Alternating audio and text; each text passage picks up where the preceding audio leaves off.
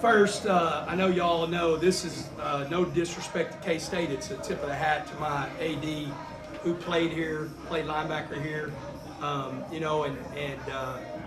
It's been a long time since we beat Kansas State. I don't know if we've done it, since you've been the AD. I'm not sure of that, but I don't think we have. And so this was more how much I love and care about him.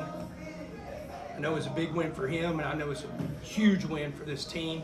I think Coach Kleiman is top 5 to 10 coaches in the country, and that was a huge win.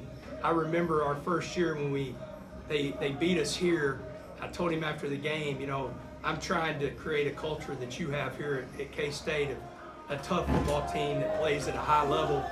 And 4 years later, we did a great job today of being a tough football team that played at a really high level. So with that, open up with questions.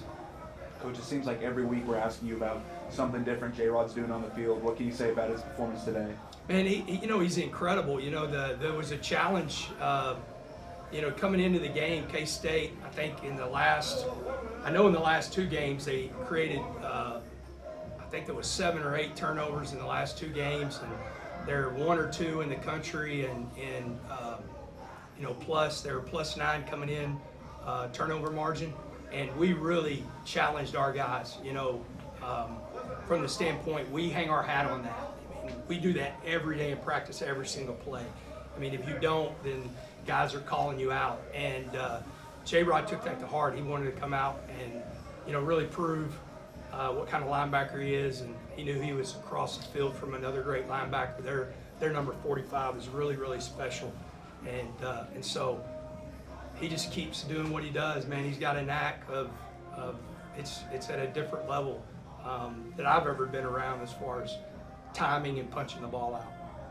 Joey, every coach talks about takeaways and forcing turnovers and whatnot, but Jacob was the punch out, which we saw it obviously last year. Yeah. Is that something that who's the first one who coached him to do that, at least from this standpoint? I think a lot of it is not a lot of it. So when we went to Detroit a couple years ago, when they were going through their tag tempo, the one thing they were doing, instead of just tagging at the hip, they were punching at the football. And Coach Glenn, who's the head coach at the Jets now, he was showing a video where a player didn't do it, and he was on them.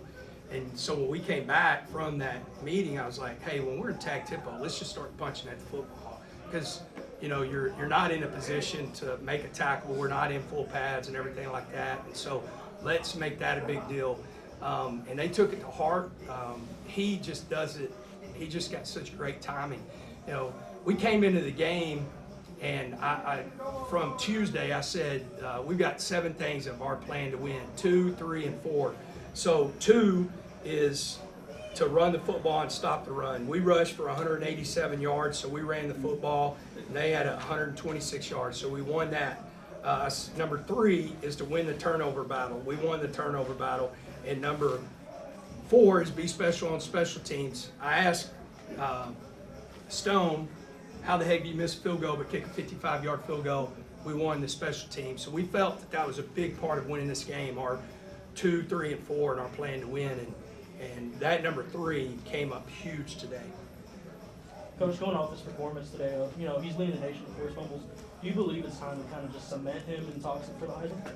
I think, not to take away anybody. There's great players right now around the country, but it always seems like there's that 1 or 2 guys that jump out, and I don't know who jumps out more than Jacob Rodriguez. Like when you're sitting there and you're talking about a quarterback, what quarterback's doing something at such a high level that Jacob Rodriguez isn't doing on defense, and I just hope whenever we start going through this and you're talking about the All-American teams and every award that you can get, we got a lot of deserving guys. The David Bailey's, who's just absolutely incredible at getting after the passer and is leading the country in pressures by, I think coming into the game, his was at 50 and the next guy was at 37 and the next guy was 36. The third guy was our guy, and Romello Height, who had a big play today. And so I mean, I really hope our guys get what they deserve.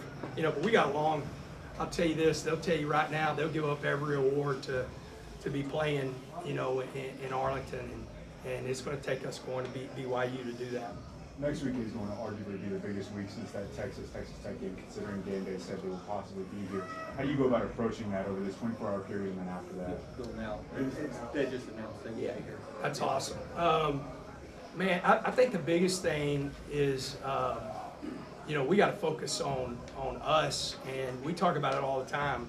You know, it's a big game because we're in it. That's the last thing. If I say that, they're all going to say, if I say it's a big game, they're going to say because we're in it. I think it's really important to understand that if you let all of that, all the hype and all of everything surrounding, and not being the brand, playing the player coach's oath, and making it about the football, then you're going to miss a great opportunity on a huge stage, right? And so I think that's what we'll do. You know, we'll turn around. I told them that I thought that College Game Day would be at Lubbock. You know, if we won this game, or I win at the end of this. They didn't know it until after the game. But now that we know, it's going to be exciting, and it's against a great football team. You know, Kalani is one of my favorite guys. What he's done this year is absolutely amazing. Losing a quarterback and then bringing in a freshman quarterback and playing at such a high level. You know, I can't wait to see my buddy, and it's going to be two really good football teams going at each other. For a lot of these guys, this is the childhood dream to end up on game day and have a game of this kind of level. What does that mean for you as a player type coach? Man, I've been a part of it. I was a part of it in 2019, and man, just the atmosphere for our student body, for our fans, you know, and then we're going to have the class of college football when you talk about Herb Street, you know, and I've known him for a really long time. I played in the Herb Street Classic against Cincinnati LaSalle, so I've known him since then, and man, I can't wait to see Coach Saban. He's a rock star. You know, Pat, I'm hoping we set Pat up out on our balcony, you know, where he can do the show from the balcony, and he's facing the north end zone. I mean, that's going to be incredible, and it's just so special to have College Game Day because it's, you know, it's one of those deals. It really is. It's a dream as a player to be a part of that. Patrick has confirmed them too, he's coming. Well, I know the last thing, I mean, we'll talk to him and everything like that, but I know the last thing, whenever I talked to him, he said he'd be there. And it'd be really cool if he brought Andy Reid and they could be guest pickers for game day. Back to the takeaways for a moment. Romello Height and Ben Roberts both got shaken up in the second half. Yeah. And then both made a big play related to turnovers after they came back in. Yeah, you know, Ben ended up getting the breath knocked out of him on that play, so it was good to get him back in there. I thought, you know, A.J. McCarty came in and we bumped John Curry into linebacker. Says a lot about John Curry being able to play so many positions. And then Romello just kind of had a shoulder, you know, came back in and made those two made huge plays. What did you think of Barron today for first game night? I thought he did a really good job. You know, I thought that he is going to play better the more he gets the reps as far as in-game reps. I think we had an early touchdown. We could have got the ball out of our hands. We missed a linebacker. I think we still could have got it out. There's a lot of stuff that, you know, we've got to correct and get better at. Jacoby's first big run should have been a touchdown. We didn't engage, the receiver didn't engage the safety. If he engages the safety, we cut off a Coy and it's a touchdown. So, you know, we got a lot of stuff we got to clean up. Those first four drives weren't the prettiest, but Yeah. was that just Barron shaking the rust off, or was there adjustments that you made specifically for that? No, I think it was adjustments. I thought Mac did a good job. You know, I thought that Barron came out and threw the ball well. I thought those guys, that defensively, they did a good job doing stuff. But, you know, I mean, it's killing me. I know it's a broken record, but, man, it's 3rd and 2, and we get a pre-snap penalty, you know. And then, I mean, we've got another, we're going for it. 4th and 1, we got to kick a field goal. I mean, we got to play it. We're going to get the first down. And, you know, we're on a silent count, and we don't go on a silent count. Stuff like that we got to keep getting better at. Got time for a couple more. Seems like CD's best rapport with Barron. How important was to have more involved in the offense today? Yeah, those two guys have been together for a long time, and CD last year really established himself in conference play, especially the last 5 or 6 games. As a big play receiver, and they really worked real well together. And so they just got great timing.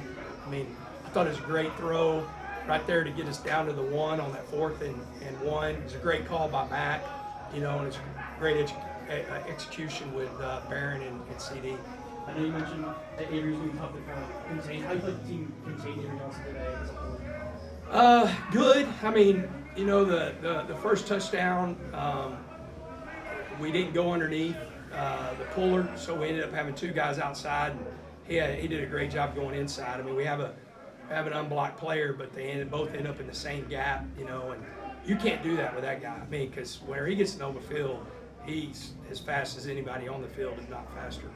You put a huge emphasis on having Emma be a part of Jacob's career. Yeah. Looking back at when you gave that presentation back in, I think it was July, to him, what do you just kind of look back and reflect on how important that relationship was to his success this season? Yeah, it was huge. They've sacrificed a lot. It was really cool. We had, I think there was 4 or 5 guys, because they have a house here because she's stationed here, and I think there was 4 or 5 guys that went over to his house yesterday to see it. And when he came back and we're coming down for dinner, he comes and gives me a hug and says, thank you so much for letting us do that, Coach. I think it's really big. Jacob told me a couple weeks ago, I think it was after the Houston game, and she was mic'd up. We were talking about that. He was like, man, I just can't believe my life, how lucky I am to be a part of this, but also share it with her. All right. Thanks, This locker room, does it sound like this every Saturday, or? Oh, it sounds like this every Saturday. When we win, it don't sound like that when we lose, but we're going to try to see if we can make that game day locker room next week sound like that. Thank y'all very much.